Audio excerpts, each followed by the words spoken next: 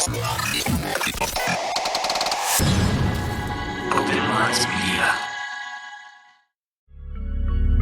reality we live in can be a very strange place. Most of the time, fact being stranger than fiction. How will we ever start to understand this reality we live in unless we question everything? Join me and a guest as we unravel the mysteries of this reality, one topic at a time. This is Inquiries of Our Reality with Shayn Jones. Reality isn't what it seems. Abductees taking aboard a craft with a tractor beam. Is life a simulation or an astral dream? Aliens travel through black holes in different galaxies. Life is a bizarre odyssey with a mic talking about philosophy. Well, Bigfoot is stalking campers as a Wendigo walks through the woods of sharpened antlers, using a Ouija board to talk to the dead like a necromancer. There's so many questions and not enough answers. So if you're interested in mysteries and abnormalities, tune in and listen to Inquiries of Our Reality. So if you're interested in mysteries and abnormalities, tune in and listen to Inquiries of Our Reality.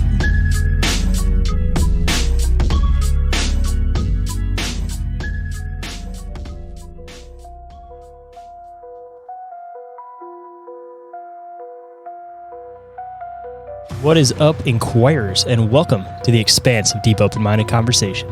I'm the one they call Shane, and today for you guys, I'd like to spotlight another fantastic artist in the cryptid community, and of course, we're going to talk about his art, we're going to talk about some awesome folklore, and on top of that, we are also going to dive into his own weird, possibly glitchy, personal, bizarre encounter. But before we get into today's fantastic episode, we of course have to do news and updates and front of house. Not too much as far as news and updates goes. Just one thing that I would like to start doing more with the show is that I would like to get more of you listeners to be able to come onto the show, share your experiences, and make it so that it's a more involved show with all you guys, and make it so it's not just all the researchers and everything, but again, a lot of people sharing their own personal experiences. And that being said, this podcast has a strong focus on community engagement, so I encourage all listeners to share their own experiences and research on the show. That being said, if you are somebody who has had an experience and you guys would like to share it with me or share it on the show or just have it read or typed out for on the show, you guys can email me at ommencounterreports@outlook.com. And if you're interested in being a guest on the show and you're a researcher, author, open-minded individual of any sort, you guys can email me at inquiriesofourrealitypodcast@outlook.com. And if you guys want to support the show, a couple different ways to do so. Number one, that I'd like to keep pushing so that I can get more of you guys involved in the community, is that I would like to get some more ratings and reviews for the show if you guys think that I've deserved or earned it. That being said, the show is grassroots and it's only going to grow with your guys' help. And with your guys' help growing it, I'm able to grow out the community, make it so there's more people coming on the show and sharing their experiences and everything, and make it so that we can form an even bigger community of open-minded individuals. But again, the only way that's going to happen is if you guys help me push the show and make it so that more people are able to see it. So if you guys could leave those reviews or ratings for the show on iTunes or Spotify, I would definitely appreciate it. And if you guys leave a 5-star review, of course, I will read it on the show and give you guys a big shout out. Number two is to go and check out the Patreon. Got a lot of new stuff that's going to be coming up over there in the next month or so. I have a bunch of stuff for a new show that's going to be a Patreon exclusive with just me. It's all in the works, and I should be recording and posting that episode within the next couple weeks, just working out some kinks as far as like a theme and everything for it. But a lot of cool stuff going on over there, so if you guys want to check that out, there's a $1 tier, a $3 tier, and a $5 tier. All of them have a 7-day free trial, of course, so you guys can check them out, see which one suits you the best. And if you guys have any input as far as stuff that you guys would like to see for the Patreon, I'm all ears and would absolutely love to hear it. And the other way you guys can support the show is through the Open Minds Media merch store. I recently uploaded a bunch of new designs in there. I cleaned up the merch store, and I do have some new designs that I am working on that will be up over there soon. A lot of gung-ho stuff going on over there, but if you guys are interested in checking out some of the designs that I've worked on, not just pertaining to podcasts, but also a lot of just cryptid-related designs and stuff, you guys can go, of course, and go and check out the Open Minds Media merch store. And if you guys want to pick up something for yourself, you guys can use code CRYPTID10 to receive 10% off at checkout. And to stay up to date on the show, you guys can always go and follow Inquiries of Our Reality and Open Minds Media on Instagram, Facebook, Discord, YouTube, and TikTok. And while you're at it, don't forget to also go and follow my other show, Bizarre Encounters, if you guys would like more shows that dive into a lot of the same topics that we talk about on this show, just in a different format, being that it's Orin and my research and stuff. We do have some guests on, of course, but it's all our research diving into the weird, the bizarre, and anything interesting, of course. And every single thing that I mentioned is all available on the link tree, which is available down in the show description. And with that, let's get into the show.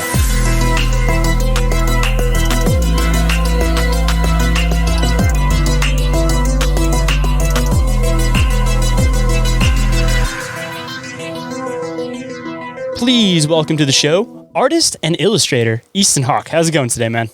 Hello, I'm fine. How are you? Absolute pleasure to have you on the show, man. We've been chasing each other for, 2 years now?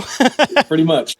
And, you're not the only person that I've had to reschedule 1,000 times with. So I just recently sat down with Brandon Wright with Tinfoil Tales last week, 2 weeks ago. And we were also going back and forth for like 8 months of, let's do it this way. And then, my wife got my wife's a funeral director. So I'm doing a lot of the main parenting. So, hey, let's do it this day. Oh, my wife got a call. I'm, wrestling kids and doing bedtime 4 times because I have a 3-year-old that just won't go down. So I got one of those too. So I feel you there. The only one that I've had to do this to. So I'm sorry about that. No, dude, it's all good. It's something, honestly, it happens all the time in the community. It's like people just hearing the shows, they don't necessarily realize that most of the people that are on these shows were just normal people. We're not anything special. So it's like when we have to reschedule, we have to hop dates and all that. It's not even like, oh, I'm busy, don't have time for you. It's more like, oh, I'm dealing with life in general like everybody else. Yeah. So it's like, I ain't even mad, man. It's just part of it. It's like working a full-time job on the side, Yeah, exactly. So I'm glad. I was like, this guy definitely understands. I saw you and your wife, wrestling the kids at Monster Fest. So I'm not doing that. I'm not bringing kids to these events. So you're a trooper. Dude, I got no other choice. That's kind of what it comes down to. It's like my daughter loves going to those things. She's super duper social. My girlfriend, she's fine. She likes going to all of them. It's just my about to be 3-year-old son. He's at that age where it's like difficult to just get him to sit. But as soon as he's a couple years older, I'm sure they'll all have fun going. But he's just at that hard age where it's like either I don't go or I got to try to chase around a 2-year-old while I'm vending a table. So luckily, it is a cool place to be. So there's plenty to distract usually and kind of, bide your time. There's plenty of vendors that are selling like stuffed animals and stuff like that. So the couple of times that I've had to drag one of my kids to an event, it's pretty easy to, oh, look at this. Oh, that's pretty cool. And then, stops the whining and the belly aching. See, I'm always the vendor that always ends up coming with the kids. So it's like everybody kind of, I feel like, knows me as having the kids.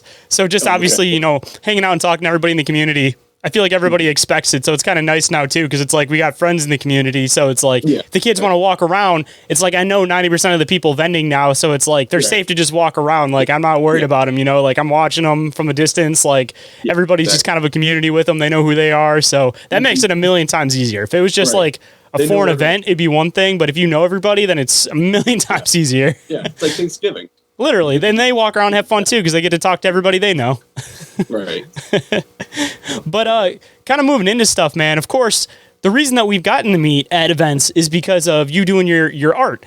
And for anybody that may not be familiar with who you are, what you do, what exactly your art style is, and who you do art for, I guess, why don't you let them know a little bit about yourself, a little bit about your studio company, whatever you want to call it, and a little bit about what got you into it. Yeah, so my name's Easton Hawk. I just go by like Easton Hawk Illustration. I don't have a cool, name to really. Easton C Hawk. It sounds like I assume it almost sounds like a football reference. Yeah, right. So I don't have like a brand. It's just me. But I do these cryptid folkloric stories and characters with a sci-fi, like classic sci-fi style to them. That's like 2 of my biggest loves has been the paranormal and classic cinema. So it just kind of felt natural to blend, the heyday of ufology and all these weird stories is like the 60s, 70s. So it just kind of made sense that at the same time, all these powerhouse, like really iconic films and movie posters were coming out pretty regularly. So that was kind of my intention going into this series of cryptid art. I got one on my wall here, actually. It says the Mothman of West Virginia, and it's the one where the Mothman has like the rays coming down with the woman standing there. That one's one of my favorites because it looks like one of the old like 1950s like novels about sci-fi. Kind of has like that feel to it, Yeah, I kind of wanted to be kind of hokey, but I also, like I said, I don't know. He'll keep it serious because your art style is very like detailed. It's not cartoony. Yeah, I'm definitely I'm a big like line work hound, and I like bright vivid colors, and so I don't know. There's just something, like I said, it just kind of contextualizing everything to 50s and 60s and 70s was just like such a bombshell of weird stuff, and then weird cinema and great illustration work. So it just kind of just being able to blend all of those like pretty easily, and people respond to it accordingly is great. You have one of those art styles too that people can see it and it stands out, which I feel like is definitely a thing that you have to have in the cryptid community, because everybody can draw Sasquatch, right, but everybody has to have their own particular art style that makes them stand out. And I've had a few different artists on the show, and it's like all of you guys draw a lot of the same stuff, but the art style is so vastly different that it's like you can look at 10 different Mothman pictures from 10 of the different cryptid community artists, and it just looks completely different, totally different feel to it. It's like all of you guys are fantastic with your very individualized art styles. Yeah, and I think that's another, part of one of my favorite things of being in this like niche community is it's folklore. There's no copyright. Nobody owns these stories. Nobody owns like these characters. So you can take liberties if with these things. Nobody has a photo. There's no reference photos out there of these creatures. If there are, they're a little bit blurry, so you can still kind of. So, I mean, we have the Patterson Gimlin film, and we have the Fresno Nightcrawler CCTV stuff, like that kind of stuff. But all of these, you're going off witness recounts, and I don't know. There's just there's a lot of room for you to put in your own like flavor to a lot of the stuff. I think of my Flatwoods Monster, especially. That was one where there's 4 different accounts of what this thing looked like, and some of them match up, and then other parts of it don't really match up. So I could kind of pick and choose what elements that I really liked and kind of just like Frankenstein monster it together. You did yours like without the helmet, right? It has more like the fleshy skin tone to it. If I'm trying, I know I have the picture somewhere, but yeah, I did both. So it's got the helmet and everything, but it's got like fleshy, gnarly hands under the cloak reaching up. So it's kind of I like the idea of it being an organic thing under in like a mech suit, essentially.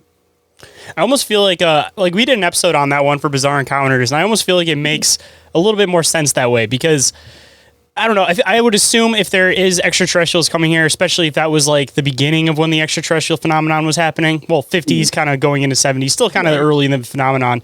I feel like if they were coming here around that time and they were like, they came here in the ancient times and now they're coming here around this time, assumably like any intelligent species is going to wear some type of like a spacesuit when they first step foot on a planet, even if they've been there before. If they haven't been there in a long time, you don't know if the atmosphere's changed. So at least for like those sightings, I feel like the totally robotic look definitely kind of has like that sci-fi 50s feel to it. Maybe people are kind of just imagining things or putting stuff together in their head, but for the most part, I think it's just part of the zeitgeist, especially at that time, with sci-fi on the rise.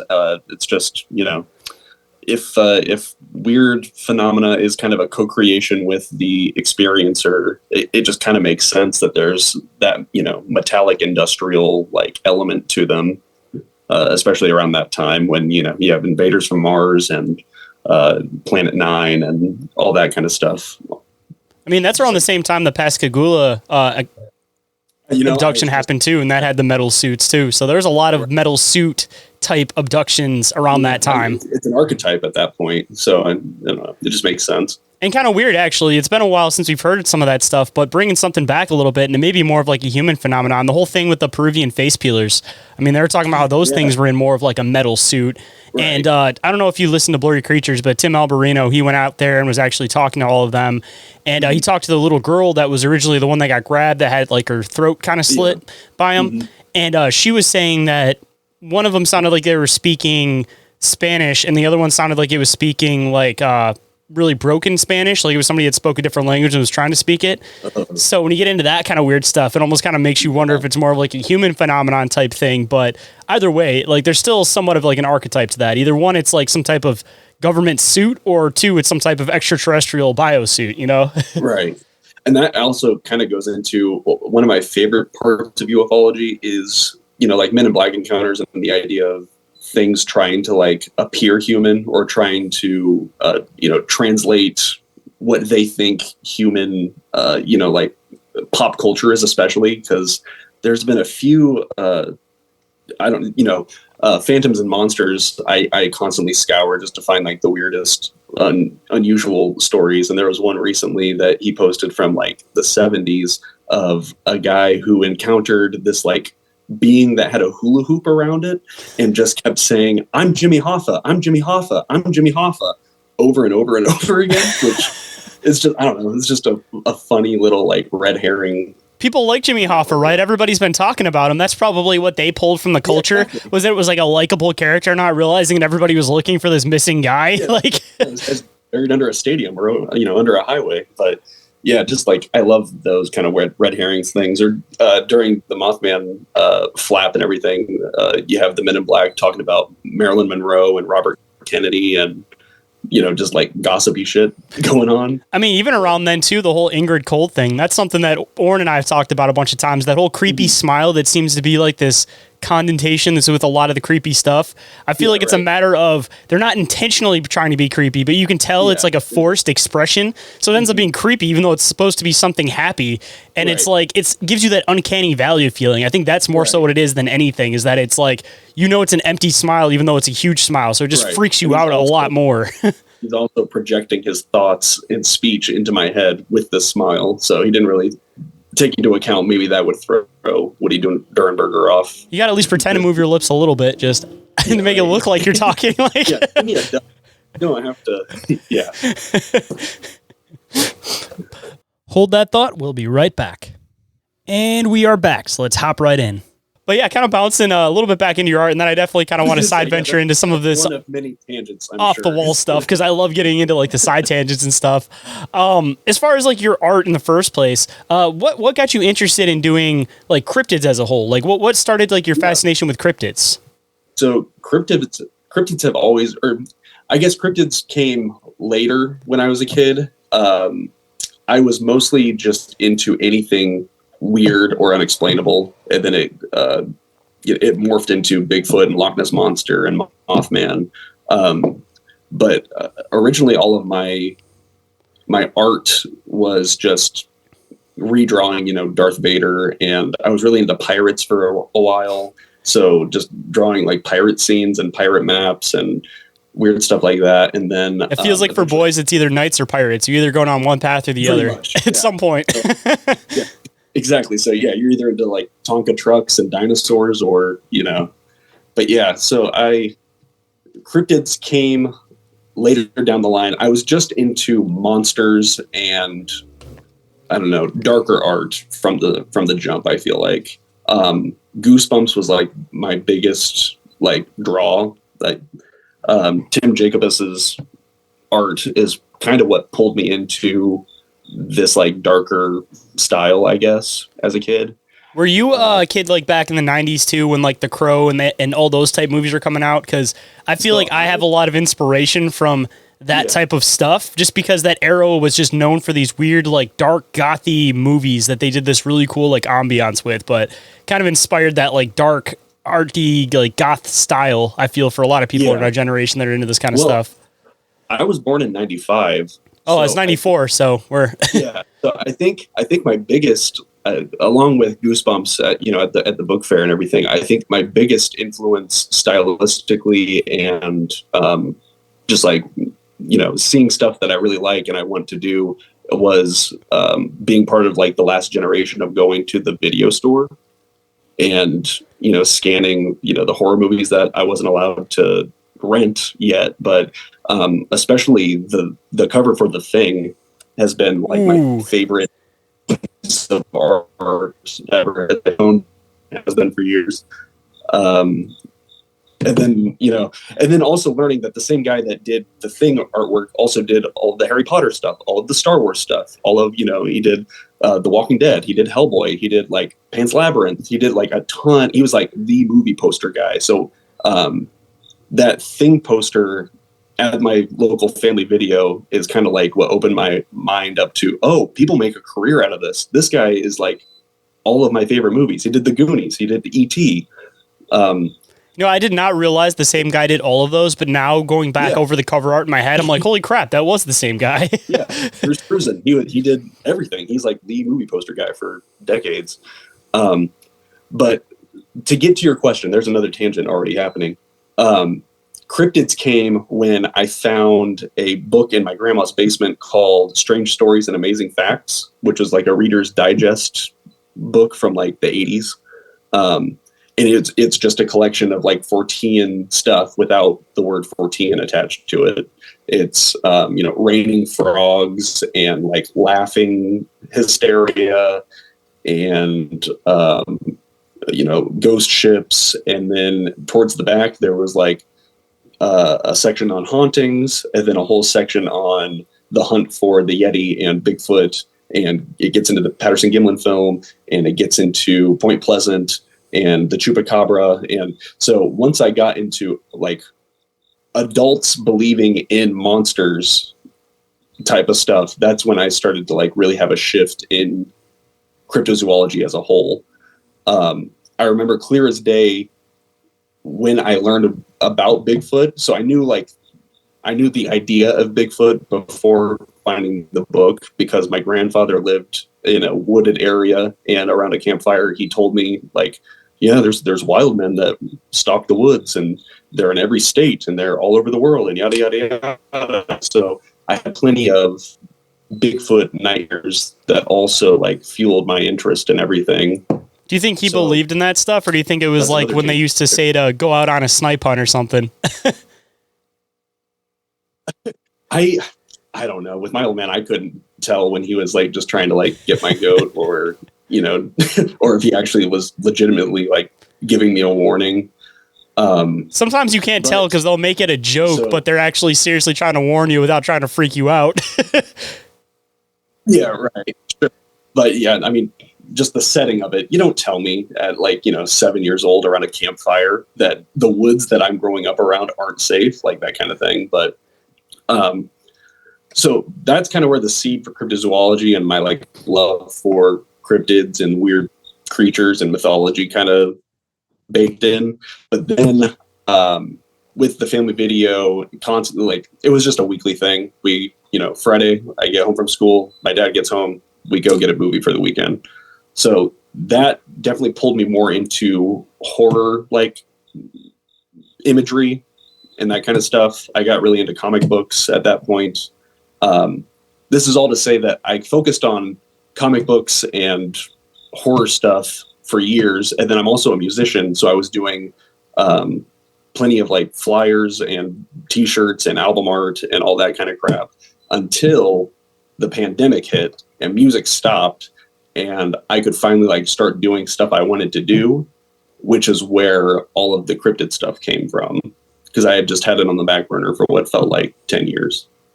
It seems like that was when everybody's shift happened, where everybody that's in the community actively now, it's because during the pandemic, they were able to shift over. And same with a lot of podcasts too. It seems like most podcasts started around that time. And now we're getting to this weird spot where I've noticed shows are starting to trickle out a bit. Right. Which is, I think, I don't know, it is a very weird synchronistic thing that we all started at the same time. And now these are some of my best friends. And I look forward to seeing the same dozen people 6-7 times a year at the same events that we do every year now.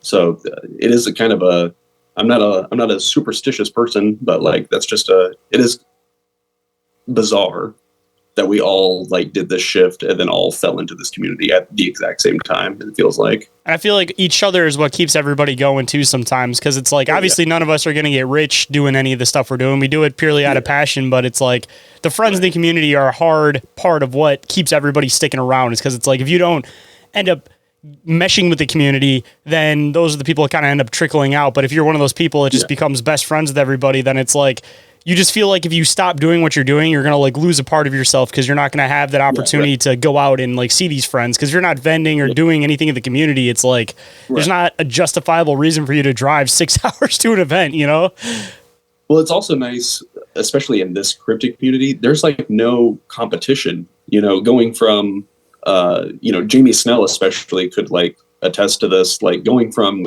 comics and Star Wars art and all that pop culture-y, like cinema stuff, going from that to the cryptid community, I'm sure is like a huge breath of fresh air, where it's not just like people, people with weird intentions, or like, people cutting each other's throat.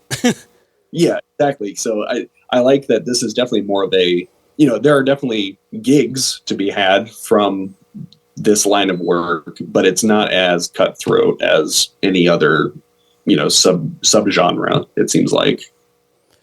And especially like if you establish like your art style too, it's kind of like there's a little bit of room for everybody, because it's like if you have a handful of different artists that are all good at these different art styles, if Small Town Monsters, and I know you work with them, if they want to do this movie and they want it to have this certain feel to it, they'll go to this artist. If they want this, they'll go to this artist. So it's like even within, there's enough for everybody to still be able to contribute together. It's not so like this is my artist, this is the only person I use. People are a lot more wishy-washy with who they're using for what, And, the core group of people that are, of artists in this whole thing, we all kind of know our lane, and everybody else knows their, Conjure Dust, Danner, he has a style and he does it really, really well. And it's very recognizable.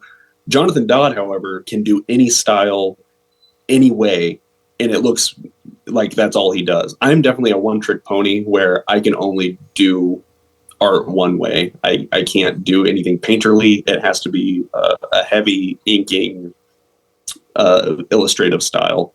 So I've definitely cut myself into that little niche where if they need something that's, comic book-esque, very gritty, I can do that. But anything else, I'm terrible at. I can't do watercolors. I can't do gouache. I can't do any of it. Honestly, though, I like the fine lines and like details, but still kind of that comic book feel to it, because there's not a lot of artists in the community that have, like you said, everybody kind of has their own lane and style. Like Joe from Cryptoteeology, he does the very like comic booky, like 90s comic book, like colorful comic book kind of style, and then you do, like you said, kind of like the dark kind of comic book style and stuff. So it's like, even though there's people doing comic book style within the community, everybody has their own particular type to it. And I do enjoy the fact that like your art style is like very like dark and like gritty, because it kind of reminds me of like I know Sin City's black and white and red or like vibrant colors, but it kind of has that kind of feel or like ambiance to it a little bit too, depending on like what your particular picture is. Heavy line weights, heavy just black and ink or black and white work is like the main focus. And then up until this series started, like color wasn't really like my thing at all. Seth Breedlove is the only one that's making me like think that I'm good at with like color theory, because that was his like big thing when I started doing work for them was, your colors are so good. How do you do your colors? It's like, literally, this is like the last 10% of any piece is color work. Like it's the most afterthought I could ever have. So I'm glad that he at least likes it. It meshes though, because you kind of have this thing going where it's like you have a lot of detail for the background, but you focus somebody's eye to the particular spot that you want it to be focused to. So it's like, if you pay attention, there's detail everywhere, but it's very you focus on what you're intending the person to look at. Yeah, definitely.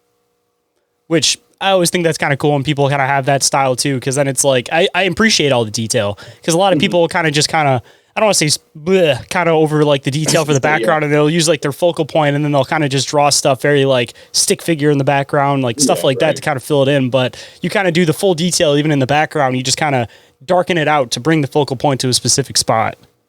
I joke about that all the time, that, if a piece takes 24 hours to make, I would say roughly 18 hours of that is just detail work that literally nobody will notice. See, it takes the right people though. And this is something I've talked about with a lot of like artists and stuff, is that I'm like one of those people that I like overlook at stuff. I'm like an overthinker. So I like notice every single like little detail and stuff.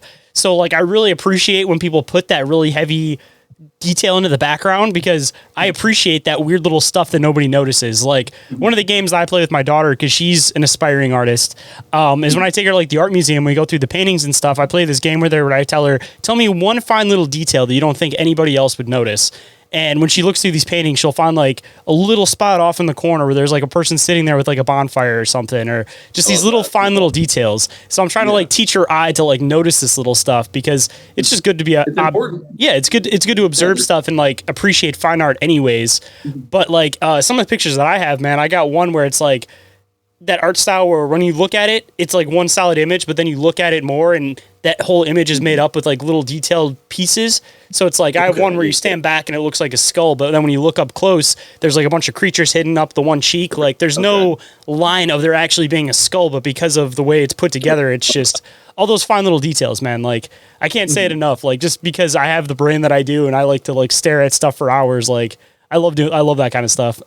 Oh yeah, I'm really bad with like intention. I'm really bad at like thumbnail and sketching. I feel like most of my work is like I'm making it up on the fly. I just like I made a cool shape and I like it, and then I just roll with it, and then I'm like, oh, well that kind of looks like the Grafton monster. I'm gonna keep running with it this way. So I appreciate when people can like have a full image in their head like ready to go. I'm not that person though. I feel like a lot of these. I have a rough idea, and then I'm like, eureka, and then I make the rest of it on the fly, like I said.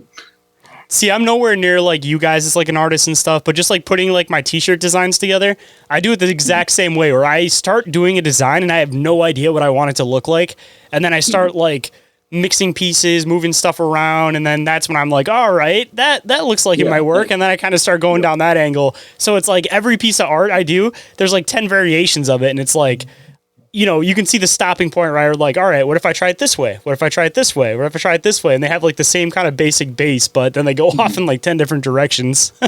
Yeah, I'm definitely one of those like you have to see it on the page first. Yeah, so I can do like a pretty good like outline of what I think it's going to look like, but 9 times out of 10 it looks completely different, you know, when I start like running with it. And I don't know. I'm definitely one of those people that like the piece is never finished. I'm putting it down and I'm done with it. I'm printing it. So this is it.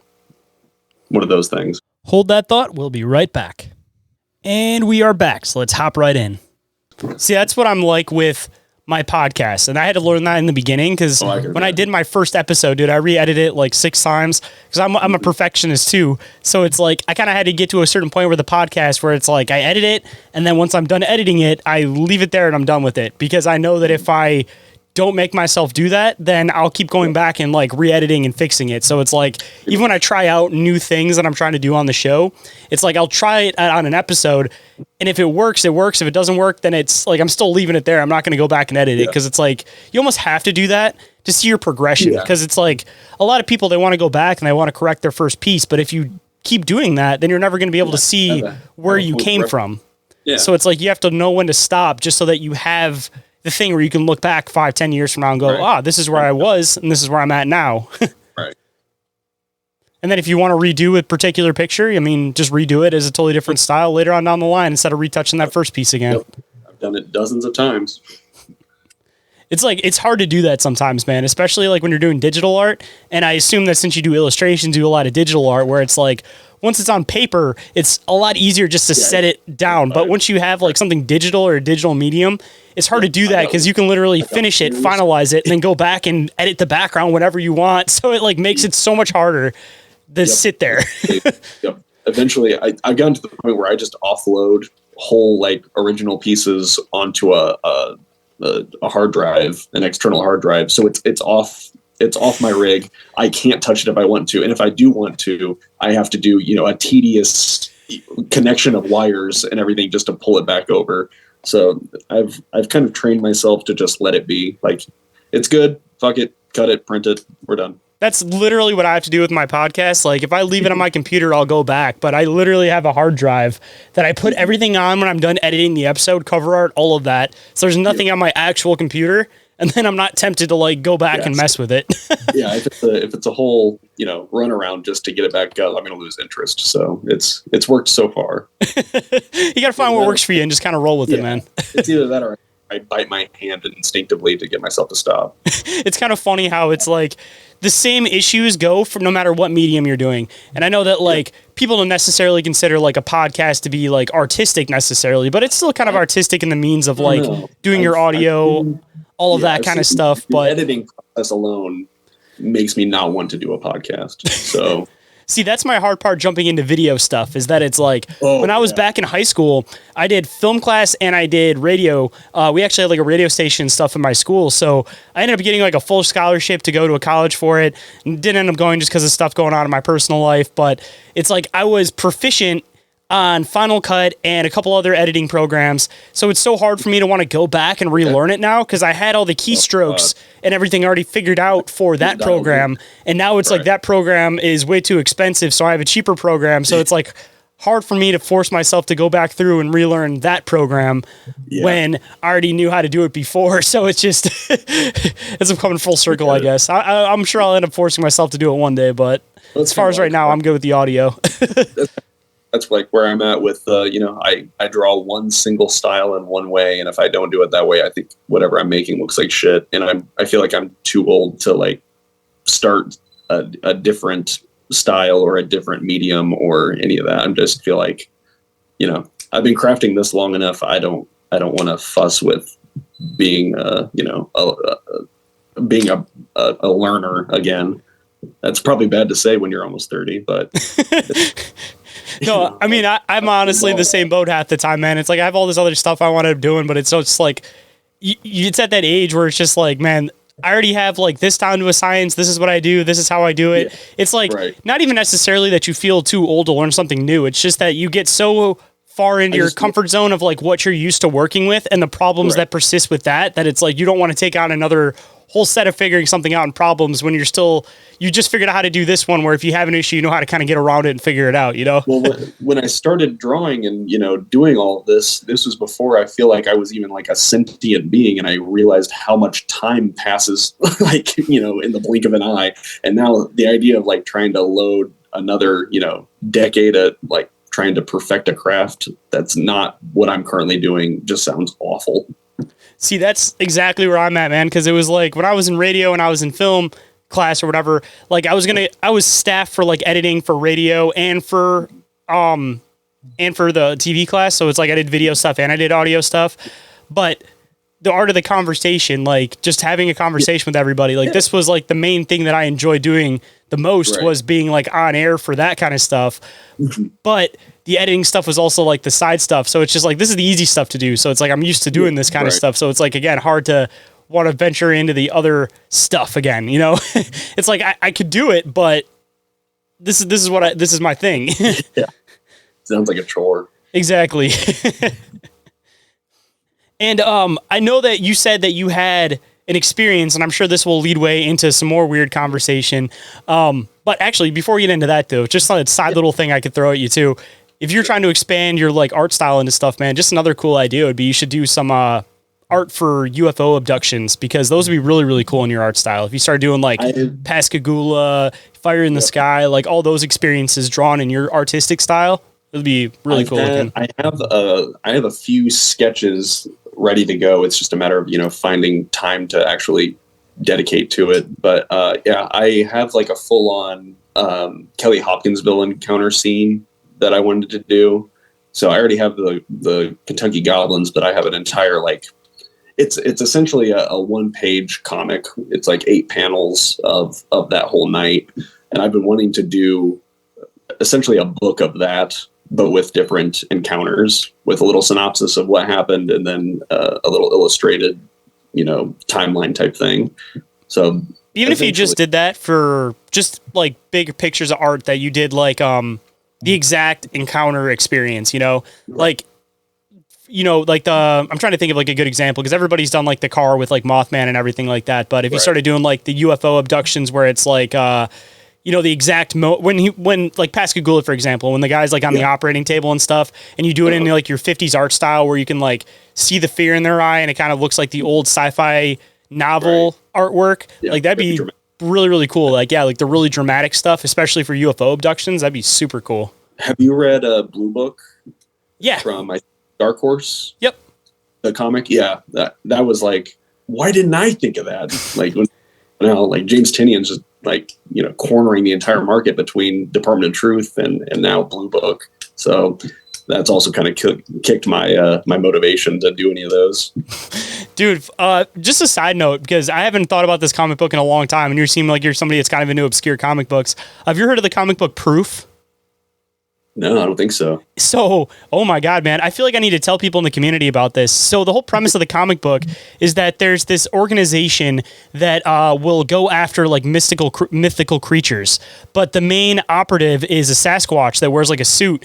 And like the first comic book they go after, they're looking for the Chupacabra, and he's like stealing people's like skin and stuff. And it's like this like FBI X-Files feeling thing where the one guy's an agent and his name is Proof, and he's Sasquatch. Okay. So it's like some off the wall, like maybe like 2008, 2010 kind of era comic book, but something that's pretty cool. Just a side note. Have you read the Department of Truth? I don't think I've read that one. No. You should read the Department of Truth, because it's pretty similar to that, but it's definitely way more like there's way more at risk or at stake with the Department of Truth. It's the same, cryptids are a big part of it, but it's mostly conspiracy theories at large. And it's the Tulpa theory that, if enough people believe in something, it becomes reality. So the first book goes into like the Denver airport. It goes into the moon landing and flat Earth, where, enough people believe in this that it alters reality as we know it. So we have a firmament, and you can go to the edge of the Earth, or, the Satanic Panic is a huge part of the storyline with the main character. And it's not even a spoiler, because it's like right off the bat, the head of the Department of Truth is Lee Harvey Oswald, which that reveal in the first like 2 pages is fucking mind blowing, and such a good, like, it's low hanging fruit, but it's so good. Like, I don't know how anybody hadn't already like done this concept before. So Department of Truth is like one of my biggest. I've bought it 10 times just to give it to friends to say, read this book so we can talk about this already. I'm surprised I haven't heard of that one, actually. Yeah, it's through Image Comics. It's James Tinian that did Batman for 13 years, and the artist is really what pulled me in. His name is Martin Simmons. He has like his art reminds me of like Sam Keith, who did the Max. Oh yeah, dude, I remember those. It's very gritty and lots of like, anything from Image always had that really good, dark, gritty feel to it. It's like the super 90s comic book company, Yeah. At this point, I need that. Like, I can't, the clean, especially these days where everything is digital now. I feel like most comics are digital, and Martin Simmons is like a full-on, like, he's just a prophetic, like, machine when it comes to these art panels. He does everything traditionally. It's all mixed media. It's insane. That's why I liked Frank Miller so much, because he did that art style too, where he'd make it like, I don't want to say 3-dimensional, because that's not necessarily what he was going for, but it would be like, it would look like he was like drawing a page, and then he went to grab red, but as he grabbed the red, it would like drip across the page, and he would like leave it. So it wasn't like 3-dimensional, but it like kind of had that fourth wall type thing. Yeah, it had that like breaking the fourth wall kind of feel to it. Same with like Spawn. Spawn did that a lot too, where it had like the countdown timer and everything, and it'd be like in the side of the panel and everything. Well, on top of that, so in the Department of Truth, there's a Bigfoot special where it's just an extended issue where it follows. It's essentially a letter from a father to his son, like apologizing for like ruining their family because he believed in Bigfoot so much, and it became an obsession. The curse of Sasquatch. Yeah, it brings me to tears like every time. I feel like I saw like a baby when I reread that. It's so well written and so good that I have to reread it every once in a while. But yeah, the Department of Truth is like, I think it's my favorite graphic novel of the last decade. Man, I'll have to read that. I'm honestly surprised that I haven't heard of that, because I used to be the guy that would like, there's all the mainstream comics. I would look for anything that was like weird and off the wall. Like I got into like Crossed for a while, and that was one of those weird ones where you'd go to the comic book store and they'd make you show your ID and be like, I need an ID to buy a comic book. They're like, yeah, you haven't seen this comic book. Also has sold in a paper bag, and you know, yep, look both ways. You're crossing the street with it. And it was funny because my dad knew I was into comic books, so I was like 16 and he just was like, my son likes dark comic books. What do you got? And the guy somehow gave him Cross. So I got the first one and I'm like reading it. My dad walks up and it was like one of the scenes where it's like, there was the guy that used to run around with the giant like cut off horse stick and like beat people with it. It was one of those scenes. And my dad's like, what in the hell are you reading? And he like started scrolling through it. And there was the same one in that comic book where there's the family that doesn't want to stay with the group and they get left behind. And then they all get like brutally like murdered and, I don't want to ruin the feel of the show, but the R word and stuff like that. And there's just that page where it's just a wide spread of just that happening. And my dad's like, what in the fuck did I buy you? Like, what? Bizarro Hills Have Eyes. Yeah, dude. Like, I don't think I've ever seen a comic book that's like there's some like really lewd comic books, but that's just like, I've never seen a gorier comic book in my life. Like, have you seen Red Room? I have not, actually. Ed Piskor.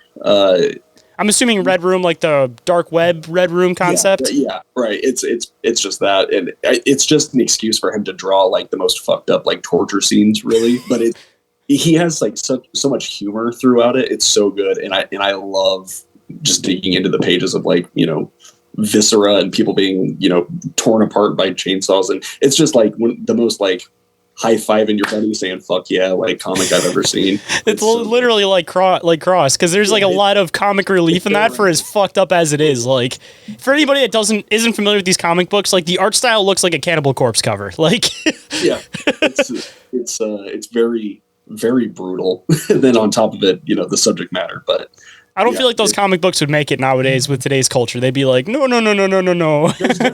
I feel like there's definitely an underground for it. Because like I said, Red Room is actually pretty popular, I would say. And like I said, it's just the most like, fuck yeah, brutal, just like black and white ink work pretty much throughout it. But I don't know. It's a funny premise and there's plenty of humor throughout it. It's just very gnarly images. I mean, I don't feel like people realize like how dark comic books get because you see all this stuff that gets turned into TV shows and they cut stuff out. Like, I was a big fan of The Walking Dead as a comic book, and I watched the show and I was not a fan because they cut so many important details out that it didn't make any sense. Like, prime example I always use is when the governor goes to the prison.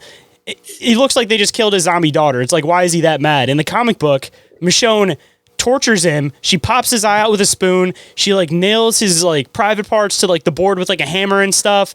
Like, it's so much darker and so much more brutal that they leave all the good parts out. Like, even when they're running away from the prison and like the Lori gets killed with the baby, it's like they don't show that because they can't on TV, but in the comic book, the governor runs up behind him, blasts her with a shotgun and blows up the baby. And it's like, they try to turn this stuff into like TV shows or movies, and it's like, you can't do it adequately because you can't show the stuff in comic books on a film, and people just don't understand how crazy comic books really get because they just see the Marvel comics and DC comics, and they don't know all this like dark underground of comics. What they need to do is they need to shoot everything scene for scene like it is in the comic, and then just take all of the deleted scenes and all of the horrible parts and then do a full extended cut in the DVD so people are like, what in the fuck is this? They did that with Sin City because the edition that I bought of it was the one where it was the extended version, so they had it split by each comic book, but they did that like scene for scene because Frank Miller was one of the directors, so they used that is the script. So it was like, it was weird because I've never seen a comic book movie other than Sin City when you watch it divided up in the extended edition. That's like line for line, like the exact panel is exactly how they do each scene in the movie. Like, it was fantastic. I need to give it. I've never gotten into Sin City. Really? Oh my God. That's like, I didn't want to sound generic, but it's honestly one of my favorite comic book series I've ever read. Yeah, it's a household name for a reason, but it's very like noir style. That's what gets me. It's like, I know that, which I feel like I've watched parts of it on TV. It's just something that never pulled me in. Honestly, though, like I said, if you watch the whole movie, how they present it, it's almost done like Pulp Fiction, where it's not in order. It's kind of like scattered. They jump back and forth between stories. But in the comic book, it's like each comic book is all happening in the same city, but it's different people's perspectives. And just at one certain point, everybody kind of crosses each other, and that's about it. It's like one scene in a bar that they all cross. But for the most part, it's all their own split stories. So if you watch Sin City, or everybody that watches Sin City or hasn't seen it, the normal edition's fine. It's like Pulp Fiction. But if you really want that comic book feel, you have to find the extended edition that has it where you can watch basically the entire comic book. Like it'll have like the movies, the first 4 comic books, and they never actually did the other 3 or 4 of them actually, because A Dame to Kill For was really loosely based on the comic book story, and that was actually like in the middle of the stories they already did. But yeah, that split edition, fantastic. Like that's the only way to watch it, because when I see it on TV, it's like I lose the interest because I want to just see the split story edition of it. Okay. Yeah, I'll go straight for that, and I'll report back. Yeah, you have to let me know what you think about it. And then you'll have to read the comic books too, and you'll know exactly what I'm talking about. So before we start getting off on another tangent about comic books, because it seems to be something that happens all the time, it's because was a huge comic book nerd growing up forever. Oh, yeah. So anytime anybody comes on and brings up comic books, I can't help myself. I get into a side tangent about it, but we will be right back after this brief commercial break, so stay tuned. And we are back, so let's hop right in. Getting into some of your encounters and stuff, I know that before we started recording, you mentioned that you've only had one major encounter, but it's something that's bothered you for years, and I don't know if that's because you haven't been able to figure it out or what, but I would absolutely love to hear about it, because I've been curious since you brought it up, and I'm glad that you didn't give me any hints, because I like just giving you my honest reaction as you tell me the encounter. Okay, so I'm going to preface this with, though I love the paranormal, and I love cryptids, and I love all of this stuff, I am a skeptic. Like I want to believe any of this, and I don't think everybody's lying or misidentifying things. So there's a point where I know that something strange is going on, but my like way of thinking doesn't allow me to just like fully believe everything. Honestly, that's how I am too, and I feel like that's the good way to be, because that's the only way that you can really get somewhere with it. And I mention this all the time on the show, that if you're too into it's okay to be into what you're into, but if every bump in the night is a ghost, then you're not really getting anywhere. Like you have to be skeptical, and then when you can't figure something out with your rational mind, then it gets into the realm of the mysterious and the unknown, and that's when you know you got something, you know. But if you don't go through the rational thoughts first and you just jump to a conclusion, then you're not really helping any research with anything, you know? Yeah. And I mean, my life would be much more colorful if I was able to just like go with it and believe that, you know, and believe in these strange things like wholeheartedly, but I don't know. It's just not the way I think right now. But, I mean, being a huge Sasquatch guy, man, I'll hear about some of the encounters that happen in certain areas, and it's just like, like I'm from Michigan. I live in the Detroit area. When I hear these like encounters near the Detroit area, I'm like, we live in a city where there's no woods really over here unless you drive this far out. Like there's not any Sasquatch you're seeing down in Detroit. I'm sorry, but no. Right. So, but yeah, I've told this story a couple times now. I was on Jim Harold's campfire a couple years ago, and I met Jim, and we actually talked about this at the first Monster Fest, and there was kind of a weird synchronicity with that, and I'll mention that towards the end. But I went to the Art Academy of Cincinnati right after high school. So 2013, I moved to Cincinnati, and this would be my second year. I was a sophomore. I was living in a dorm above there's like a local Belgian waffle place. And I didn't have my car when I was living in Cincinnati, so I would bike everywhere.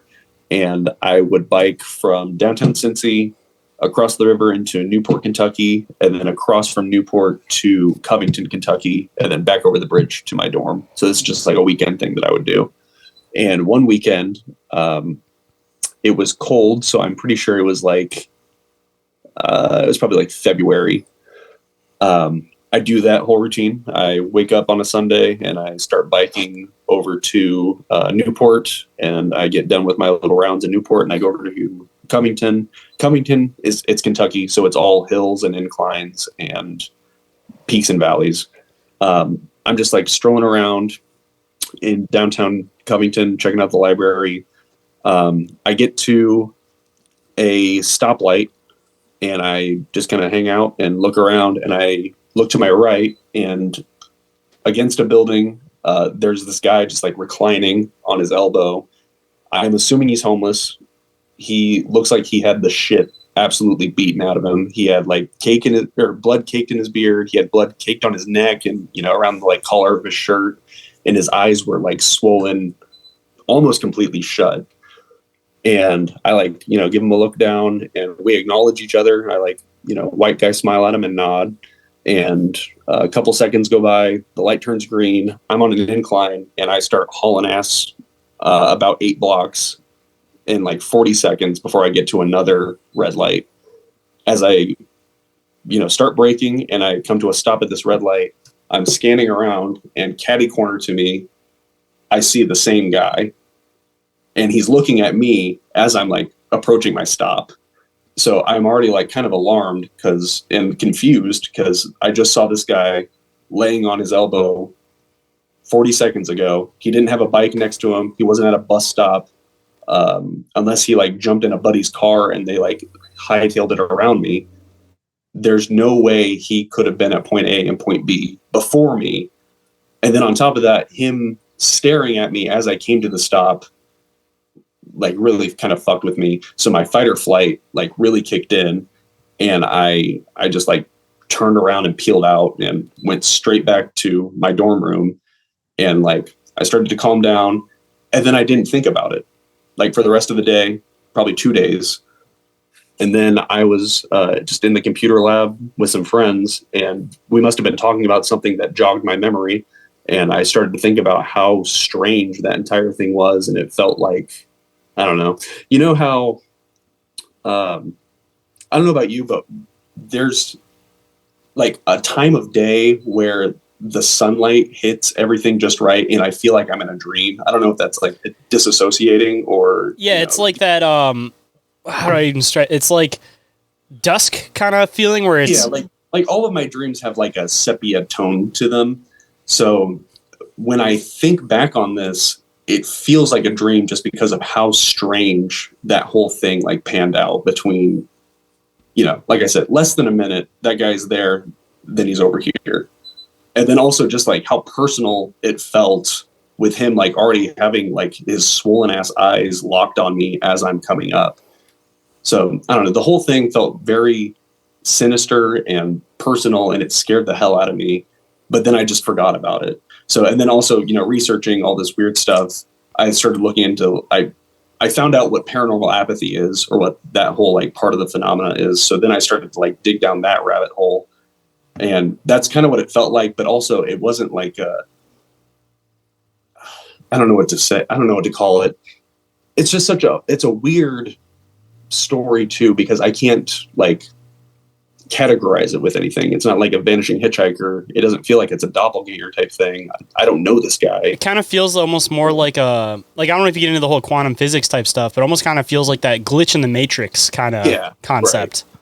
That's kind of what, when I was on Jim Harold's Campfire, that's it's a head scratcher at least. That or some kind of like deja vu kind of thing going on. But Excuse me. Yeah.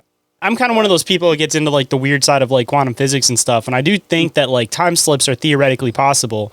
So, I mean, it could have been some type of a time slip. And if that was the case, maybe both of you are aware of it and both of you were feeling the same thing at the same time, looking at each other like, wait, I just saw this person. Because it seems like sometimes there's these weird spots where like these things happen. So I'm kind of curious if in that same location, if there's been anybody else who's reported kind of having this like double reality feeling kind of happening. Yeah. I've never thought of it from like his perspective. Maybe he was also like freaked the fuck out that he just saw me, and I don't know. And you said this was in Kentucky, right? Is this like southern Kentucky by chance? No, this is northern. It's like northern. Because I was going to say that there's actually a particle collider in northern Tennessee that they openly basically say that they're trying to open up portals to other realities. So anywhere that there's these hydrogen particle colliders, it seems like there's these instances of these weird like time lapses. So if it was southern Kentucky, that would have been like super weird, because that wouldn't have been that far off from where this other supposed hydrogen particle collider is. So there was that, and that's just kind of like boggled my mind. It's been something I've thought about since, it's been going on 11 years. It's just a weird thing that I've never been able to like really put my like finger on it. Like, this is exactly what happened. Oh, this makes sense. So then I met Jim Harold at last year's Monster Fest, the first one. And I went up to him and I introduced myself. And at that point, it had only been like, I don't know, 10 months since I had told my story. So I was like, oh yeah, I had this story, yada, yada, yada. And then he's like, it's crazy you're meeting me here today. I just got an email about your story like 2 days ago.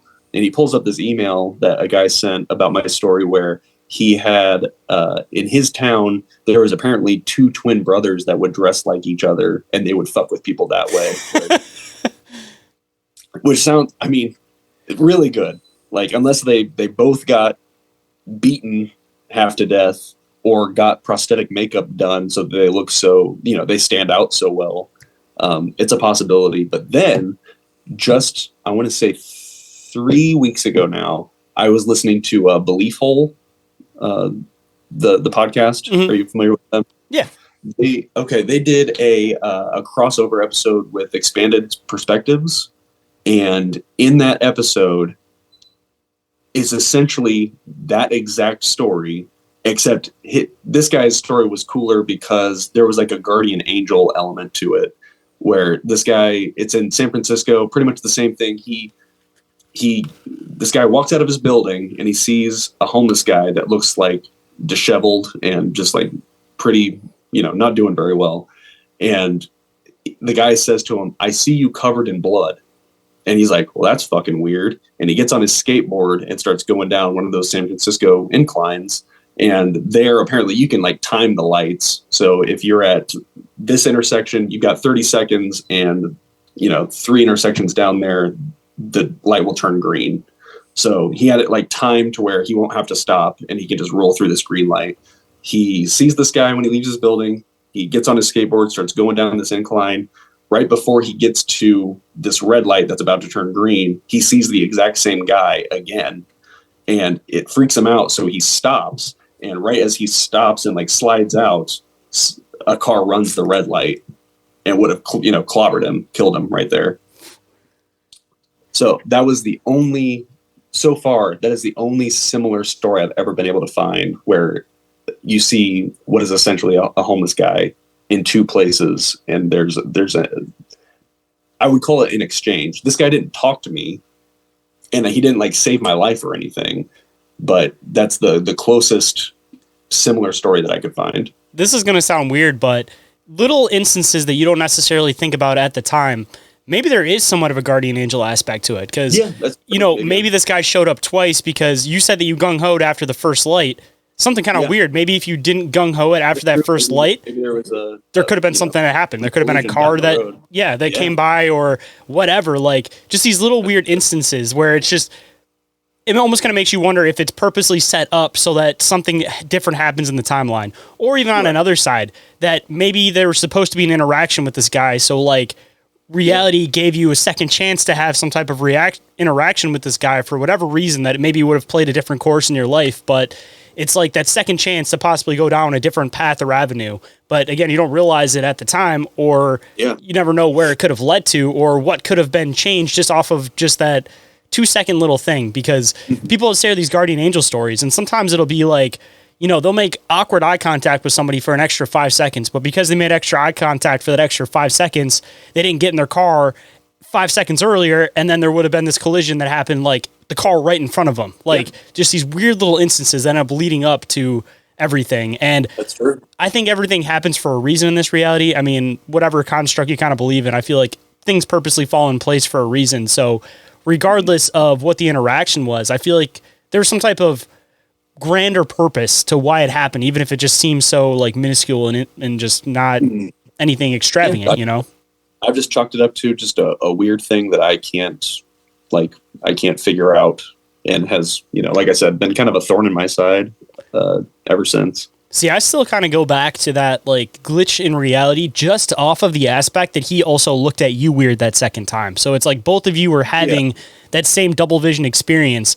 And for you, at least, I mean, if you're seeing that, I mean, that almost kind of confirms that you're not crazy seeing this guy twice. The guy is feeling the same exact way as you. So there was something weird that happened there.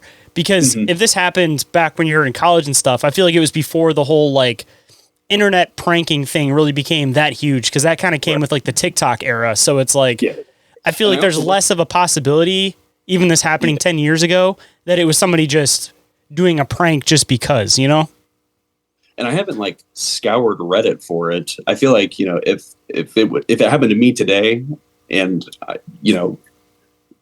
if it was the similar circumstance where like nothing has ever happened to me, this weird, very, I'm not going to say it's very unique, but it's just, like I said, I've tried so hard to find something similar to it in it. I finally just found a story that almost matches it 3 weeks ago. But at the time, it felt like I didn't even like, I'm not going to say I didn't care, but it just wasn't something that I like dug into. I want to say it was like a year or two later that it really started to like, what the hell was that all about? Like, what? I have no like reference point for it. So it's been something that just like pops up every once in a while. It's also a thing where I want to experience something strange so bad, but I think because I want it so bad, nothing is ever going to happen. So I feel like that's my one thing, and I just kind of like squandered it. So it's like, 10 years later, I'm never going to like have an answer for it or anything. So it's, I don't know. Talk about purposely happening though, too. I mean, something like that may have purposely happened just to keep your connection with, there is something mysterious in this world. Yeah. Because sometimes it's like if people don't have any experience at all, they'll kind of just give up on that line of thought. But sometimes it just takes one off the wall experience and it's enough juice for somebody the rest of their life to keep diving into the stuff that's on the strange and obscure side. And I mean, I feel like as a whole, being aware of this kind of stuff is kind of bringing a different light to how we function in society. And I feel like it's starting to branch out where I'm noticing like a lot more people believe in extraterrestrials, the paranormal, cryptids, and all this kind of stuff. So I feel like it's one of those things where everybody in life gets some type of experience that it kind of opens the doorway or completely closes them off to the possibility of there being more to this reality than what most people assume that there is. And maybe that was your one. And if you didn't have that, maybe you wouldn't be a cryptid artist right now because you would have went down a different path because it wouldn't have kept your interest in there being something mysterious. Open the whole rabbit hole from, just different phenomena in general. But yeah, I mean, my wife, of all people, had like one of the coolest UFO sightings last year. She doesn't care about UFOs. She'll humor me with this stuff. When I'm reading a book and I'm like, oh, well, this is cool. This happened. Or, if we're watching something, I'm like, that is a big UFO abductee phenomena. And then I'll just go into this whole thing and she'll smile and she'll, oh, that's interesting. But she saw 6 diamonds in the sky on her way to her parents' house last year at like 8 a.m. So she told me about it like in real time. She got to her parents and was like, I just saw the weirdest thing in Rich Valley, which is like the area, and described it and like drew it on like a sticky note, the pattern that they were in. So I was like, well, that's strange. So I went on the Enigma app, and in the exact same area reported in 1986 was one of these diamond things, like in the exact same field, supposedly. So I was like, oh, well, there's a trail. We could follow it. I haven't been able to find anything else. But, the person who doesn't give a shit about any of this stuff is the person that gets to have an experience like that. Dude, I'm kind of curious if there might be a military base in that area, because that's always the first thing I look into when there's weird UFO phenomenon. But yeah, it does definitely seem that way. And like I said, it's one of those things that the people that have the crazy experiences, I feel like they either one, they don't want anything to do with it at all, or they go all in with it. And then there's a lot of people that aren't in with this at all. They'll have a crazy experience and just totally ignore it. And it's just like, damn, the people that like want the experience, it's like they may never get it. Like people that are out here squatching might find trace evidence, but they'll never have that squatch experience. But somebody doesn't care about Sasquatch. They're going to walk out their back door one day and see Sasquatch rifling through their garbage and just never tell anybody about the experience. But other people would like, trade a limb to have that experience. That's another thing that goes through my mind. Whenever I'm like driving in the middle of the night and I'm like, this is like prime Squatch territory. Like surely I'll something eventually. But that's also like, who's gonna fucking believe me? I've made my entire adulthood like about this stuff. So if I saw anything, nobody is going to believe a word I say because all I do is immerse myself in this type of stuff. So it's kind of like a double-edged sword where I want it so bad, and I hope something happens at some point, but it's going to, it's just going to be for me at that point. It's not going to be for the greater good of, like research or anything. It's just going to be some confirmation for me, hopefully. See, that's what I've said to myself about, because every time I'm driving to an event, I'm in the middle of just nowhere driving on like a highway road. I do the same thing. I'm always looking, I feel like Hunter S. Thompson, except for it being backcountry, it's Squatch country. I'm just freaking out in the front seat. This is Squatch country. Yeah. But yeah, if I ever have that like roadside crossing experience, I don't want to say it's a generic experience, but it's the most commonly heard experience when it comes to the Sasquatch stuff. So again, being somebody in the community, it's like, I've had a few experiences that I've never shared on the show just because it's like, I don't think people would believe them anyways, or think I'm just like pulling at straws here. Like, so it's like, if I do ever have that like one-on-one, I see something experience, I might tell it here and there, but it's like, it's going to be for me more than anything. Just because we're those people, like nobody's going to be like, of course the Sasquatch guy had a Sasquatch experience. Yeah. So, but yeah, that's my one single unexplainable happening, and I think that's probably the only one I'll ever get. We will be right back after this brief commercial break, so stay tuned. Hey guys, I know nobody really wants to listen to ad breaks on podcasts, so instead of actually listening to those, why don't you go and check out some of the sponsors and affiliate links for the show instead.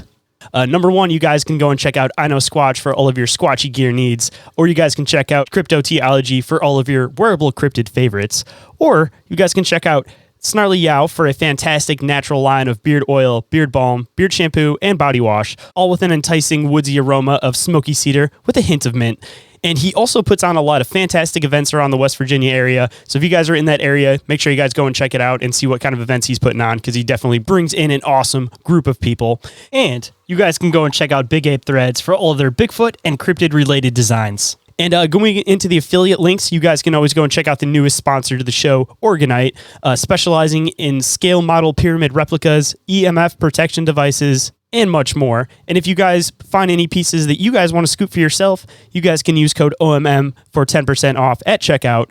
And to all the paranormal investigators out there, you guys can go and check out the Chattergeist. It is the all-in-one paranormal investigating device. My absolute favorite. I use it every single time I go out. And if you guys have any technical questions about it, you guys can always go and hit up Barry over there in Dimension Devices on Instagram. He's the guy that programmed and developed it, so he'll be able to answer any of your guys' technical questions for it. And if you use the affiliate link, you guys will receive 10% off at checkout. And just a heads up, the company is based in the UK, so when you check it out on the website, it will be in pounds. But when you guys use PayPal, it will convert over. So don't think that you guys can't scoop one just because you don't live in the UK. And don't forget to check out the affiliate link for Sticker Mule to receive a $10 credit towards your first purchase. Over there, you can get a bunch of stickers printed, t-shirts, posters, all that kind of stuff. So if you guys are another podcast and you guys are looking for good quality stuff in order to print your logos on, Sticker Mule is definitely the place for you. And more information on all of those, of course, is available down in the show description. Let's quickly run through some commercials and get back into the show. And we are back, so let's hop right in. Dude, it's still a crazy fascinating one, though, because, like I said, I kind of categorize that more with, like, the time glitch ones, and it's like, I don't hear those very often, so it's like, you may not have had a crazy experience according to you, but it's still something that not a lot of people come across, so it's like, you did have a crazy experience, you just don't necessarily realize, like, how crazy it was because you were there instead of being on the outside hearing about this and trying to, like, rationalize what it could have possibly been. Yeah. And then also, like I said, it just, at this point, I've like played it in my head so many times that it feels so surreal and it feels like dreamlike. I know it happened, and I could probably, I haven't gone back to Covington, Kentucky, but I could probably find both corners again pretty easily. But it's just, it just feels so far removed at this point that I have to like question, like, is this exactly how I recall it? Like, am I filling in something? So, I mean, that's how I feel about my main experience too. I don't know if you've heard me tell it on the show, but seeing that like weird creature in the basement of that mental hospital that I used to urban explore. No. It's like this it was like the skinwalkers. Well, I don't want to say skinwalker because I kind of categorize it as a Wendigo, even though I don't know for sure, going off of like the natives' depiction of a Wendigo being this like lanky zombie like creature and not this like deer headed creature. But it's like, it's been so long, it's been like almost 10 years now, that it's like, when I replay it in my head, it's like I see it scene for scene like a movie, but it's just like, you question your own line of thought that if you've like added details without realizing it or whatever, but it's like, I try to tell the story as like simplistic as I possibly can, because I don't want people to think I'm like making the story out to be something way crazier than it actually is. Like, I saw this weird creature in this basement, and I don't try to play it up as like more than that, but the more time that goes by, the more I like question it. It just seems more like dreamlike than anything, even though it's like I know what I saw, but it's like your brain after a certain point again turns everything into these like nostalgic feeling like dreams, where it's like you think of your childhood and it feels more like a dreamscape than it does like something literal and real, you know?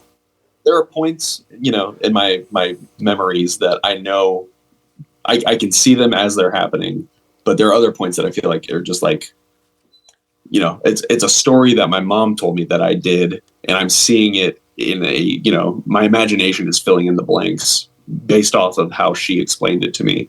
So I'm very bad at like believing myself the way I the way I retell it and the way I see it in my head.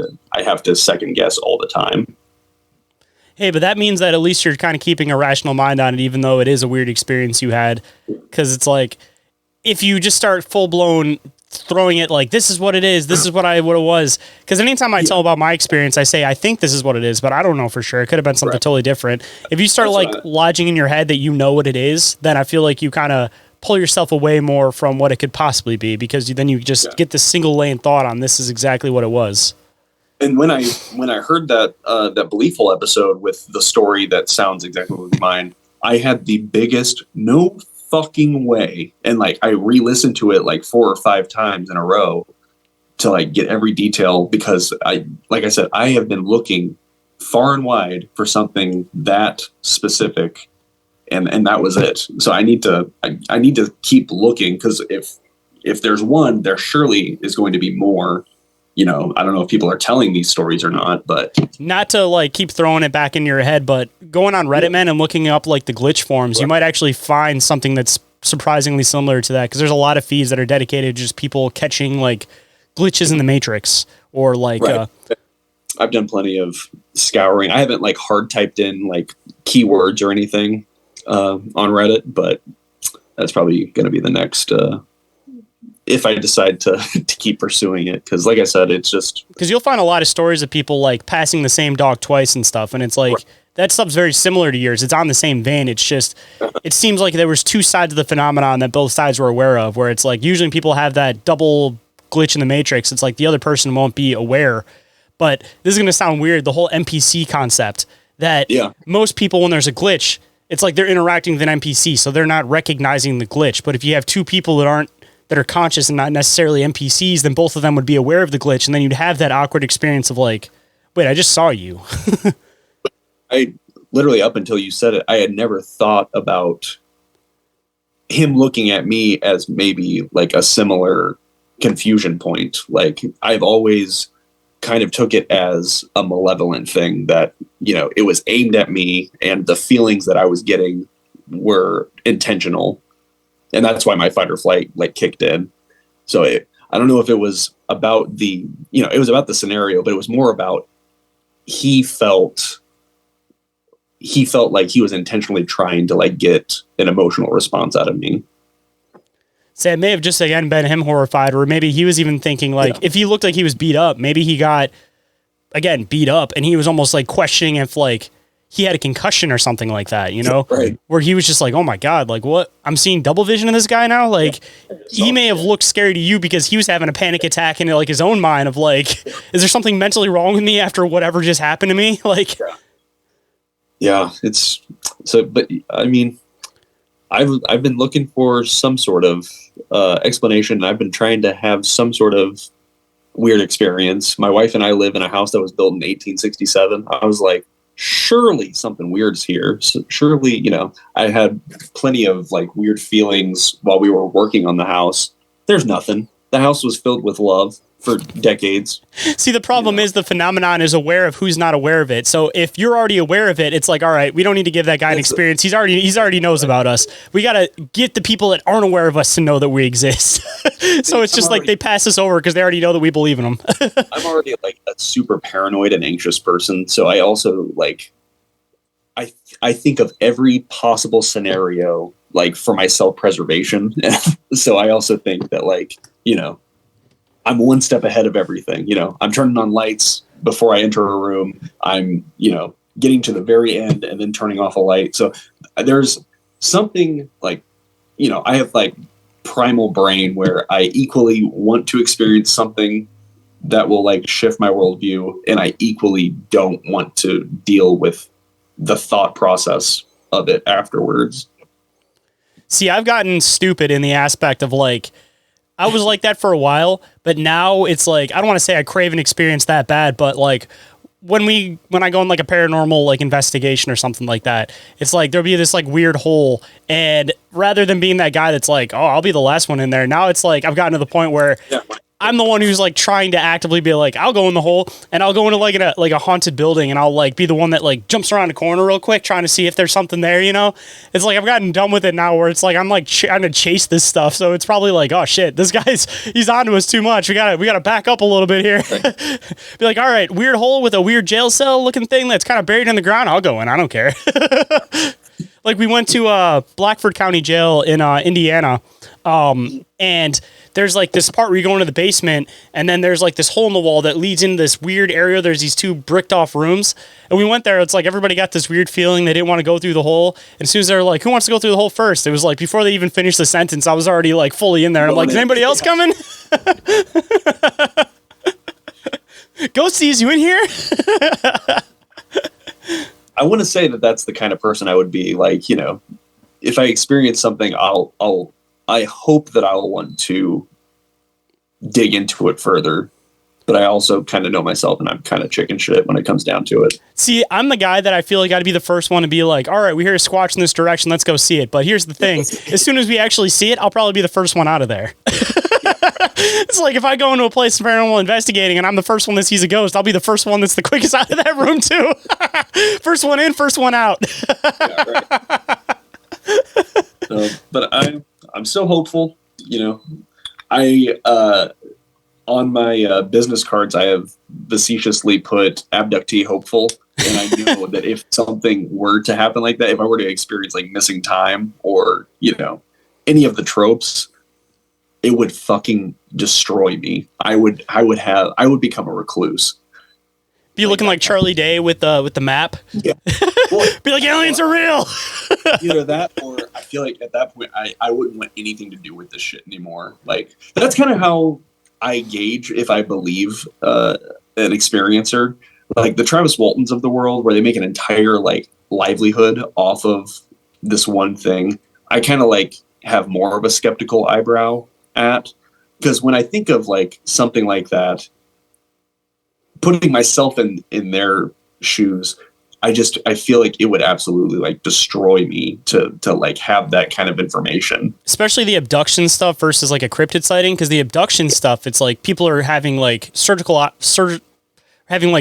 weird experiments and like surgical things done to them. It's like, that's one thing. Seeing a Sasquatch, being up in like a tree stand with a Sasquatch below you is one level of fear, but like when you're strapped to a table and they're physically doing stuff to you, it's a whole other level of like emotional and physical trauma. Yeah, I was just in my bed, or I was just driving down the road, and now I'm in a room full of light and being prodded. So yeah, like I said, I'm hoping I don't regret that one day, but it is a funny little, I want to experience something. I don't know how much I want to experience. So that's where I'm at too. It's like, I would like to experience like an abduction just for the sake of like having that as like an experience under my belt. But on the other side, it's like, you're tough until you go through it. And then all of a sudden you're just like, bro, I can't even look at flashing lights outside my window without going into panic mode. So, because I'm so fascinated by the near-death experience, but having to be on the brink of death is also just a stupid thing to hope, to wish for that kind of, and I don't want to do DMT. I was just about to bring that stuff up, man, that I was like a hardcore psychonaut for years. Like I'd done everything, but that DMT, like I never made it into that next step. Like I listened to everybody's experiences doing it, but it's like the means is there, but it's like as many psychedelic experiences as I've been through, it's like don't know if that bridge would like completely alter like my perception of like how I view everything. And it's like I'm interested in that happening, but on the other side, it's just like you hope that it's going to be a positive outlook and change, and not like now I'm scared that there's geometric elves controlling my reality, even if I'm not smoking DMT, you know, like it's the time dilation thing that really scares me. The anecdotes about people, living 25 years in a 6-minute like time span, like that whole thing, it freaks me the fuck out. Cause I dabbled with acid once and I wasn't aware of like the loops. I didn't do enough homework. I wasn't aware of time loops and being stuck in a loop and all that kind of stuff. Dude, my friends and I got into one of those so bad once that we were like, every time it would restart, we'd like move furniture around and stuff, thinking that we needed to like break the loop. I started to like, the way I would ground myself was just going piss. I would just go to the bathroom and I would just like try to pee. And I was like, I'm a flesh and blood fucking creature. Everything's cool. I'm peeing right now. Like this is real. I can hear it. Like, so that was the only thing that like that was my token that like kept me completely in. But the DMT stuff where people say that they're just living like decades of time and the 6 minutes that they're out scares the shit out of me. Cause I think about if I really want to like psych myself out and give myself like vertigo, I think about what if I'm still just like sitting on a bench at my buddy's lake house watching the water on acid right now and I come to, and this last like 4 years since that has just been in my head. Like that whole trope and that whole like glitch in the matrix type like heady shit, it kills me. I can't do it. Dude, I've had that stuck in my head since the VR sets became a thing in like 2013 of like, did we all put these VR headsets on and we're all now in some other reality? Like this is something that's been in the back of my mind for the past like 10 years. Like, and just for me, man, like I didn't experience it through like DMT or anything, but I don't know if you've heard again, all my experiences and stuff, but I had this like astral projection thing that's like gone on my like entire life. And I had like one particular experience where I was calling it dimension hopping, where I was trying to find my girlfriend in these different realities, but every single time I found her, it was her, but it wasn't like my version of her. And then I would go to sleep and then the same thing would recycle. And it was like a dream overnight, but I don't know if it was necessarily a dream getting into like all my weird stories with everything, but it felt like I was gone for like 6 months. And every time I go to sleep, I would wake up and it would be in a different reality, but I'd find her and it wouldn't quite be her. So when I finally like woke up in our reality and like turned to look at her, like I'm not a very emotional guy, but like, bro, I was tearing up because I felt like I was gone for 6 months and that time dilation like mentally like fucked me up. And that experience was so intense and I don't normally remember dreams. And my whole thing was that like I would go to these weird places and astral project and I'd get sleep paralysis after, which is how I like recognize it as not being a dream. And when that happened, I got sleep paralysis. So like ever since then, dude, I've been like almost completely convinced about the whole idea of different dimensions, the astral dimension, and like different levels of like reality, just because of like how prolific and like I can remember every single detail of that dream like vividly. Like it did not feel like a dream. Like it's kind of like how people describe the psychedelic experience, is that it felt realer than like real, and that's like a hard thing to explain unless you've been there before. Unless you've been there, yeah. But fucking horrifying, dude. Like I don't know if that's not like the same as like a alien time dilation, but it's like the closest thing that I have as a reference point, and even that reference point is horrifying. Hold that thought. We'll be right back. And we are back, so let's hop right in. Yeah, it's just, I don't know. I like my agency and I like being in control, and I can't, when I did my acid experience, it was because of the pandemic and it was because of the uncertainty of everything. And I'm not there anymore. Like, I'm in full on dad mode at this point and I have to like be responsible.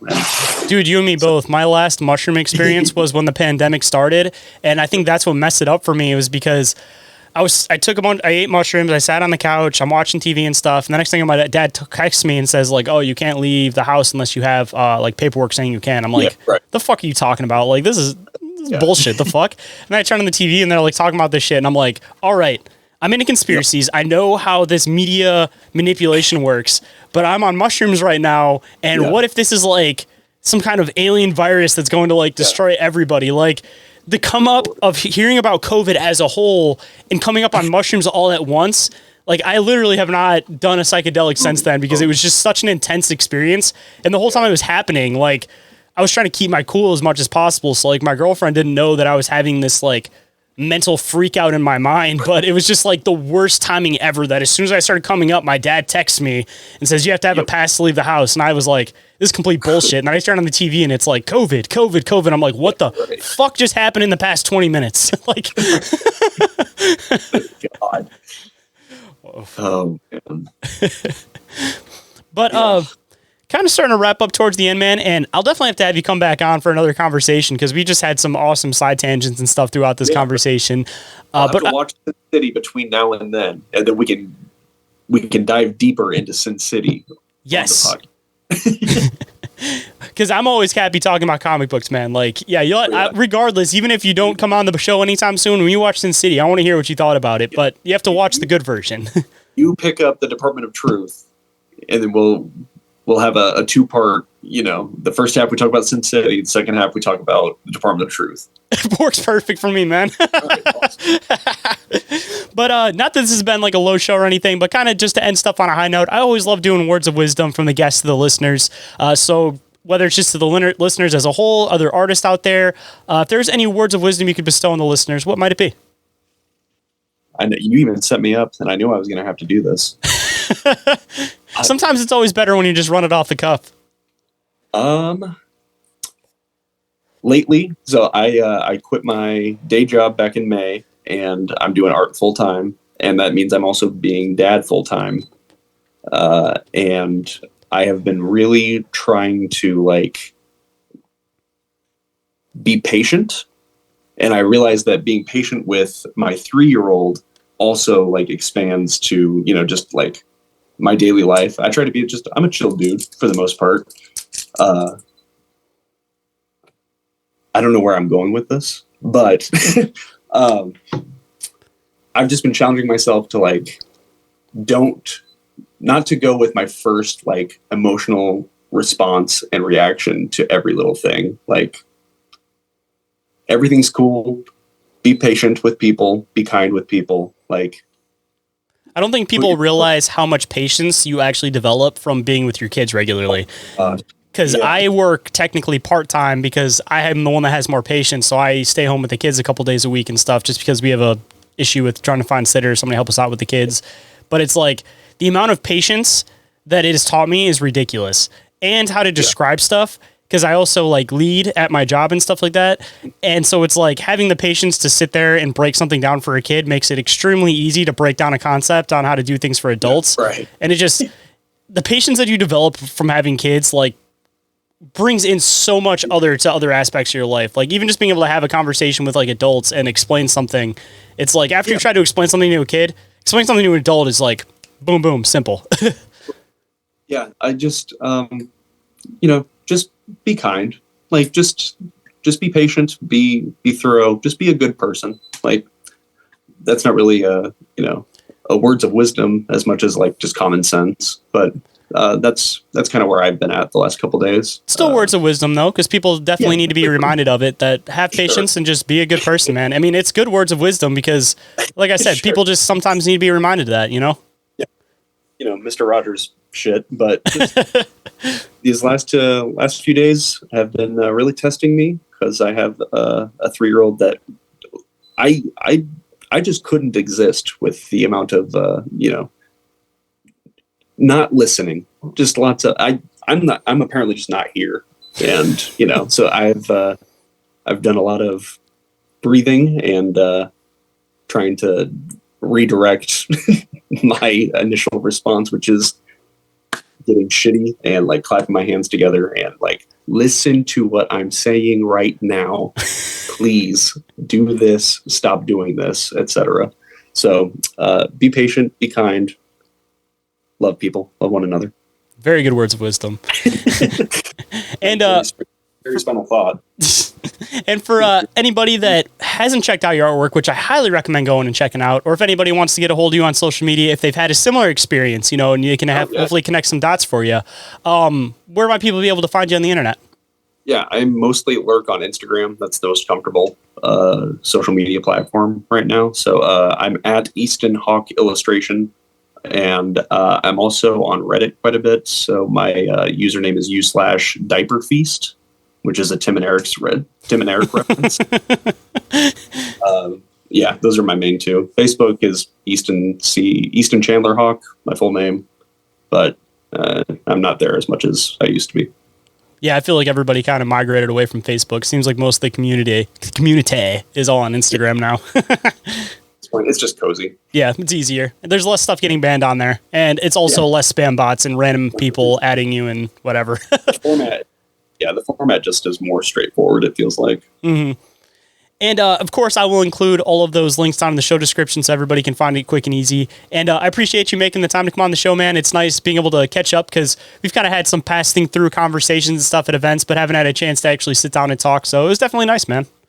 Yeah, thank you so much for having me on and for rescheduling this a dozen times. And, thanks so much. We'll definitely do it again at some point, man. Yeah, we have to. If anyone would like to get in touch with me for any reason whatsoever, you guys can email me at inquiriesofourrealitypodcast@outlook.com, or you guys can get a hold of me through social media, Instagram or Facebook, or you guys can also get a hold of me through the submission forms, which are available on the Linktree, one of which is to contact me, and the other one is to report those encounters. So while you're at it, don't forget to report those encounters to either that or through the email at ommencounterreports@outlook.com. Every single thing that I mentioned throughout the show is all available in the Linktree, which is available down in the show description. And with that, hope you guys enjoyed the conversation. I hope it connected some dots for you in your own reality, and I'll catch you on the next one. Have a good night, everybody.